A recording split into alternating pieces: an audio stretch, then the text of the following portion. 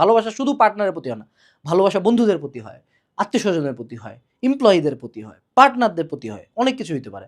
So হ্যাঁ, yes, you have to love people, you have to trust people. কারণ মানুষকে না বিশ্বাস করলে তুমি জীবনে বাঁচবা কেমনে রে ভাই? তুমি তো সমাজে থাকো, আমি তো জঙ্গলে একা থাকতেছি না। সো হ্যাঁ, ট্রাস্ট আমি করবো, বাট ট্রাস্ট লেট, অর্থাৎ ধীরে সুস্থে ট্রাস্ট করা, ধীরে সুস্থে এক্সপেকটেশন রাখা, এবং প্রোটেক্ট দ্য টেস্টেড পারসন। যারা তোমার জীবনের খুব ওয়ার্স্ট টাইমসে, তুমি যখন বাটে পড়েছিলা, তোমার অফার করার মতো কিছু ছিল না, তারপরে ওই মানুষগুলো যখন ছিল, ওই মানুষগুলোকে প্রোটেক্ট করবা, ওই মানুষগুলোকে লাইফে রাখবা, নট নতুন কোনো একটা মানুষ। কারণ নতুন মানুষই বেশি ক্ষতিটা করে।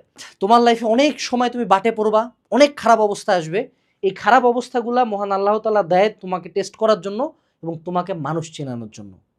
এই সময়গুলোতে দেখবা যে কে কেমনে তোমার প্রতি বিহেভ করছে, কে তোমার পাশে আছে, কার বিহেভিয়ার চেঞ্জ হয়ে গেছে, কে নতুন মানুষ খুঁজে নিছে, কে তোমার হেল্প করতেছে, কে উল্টা ক্ষতি করতেছে, এগুলো দেখে রাখবা।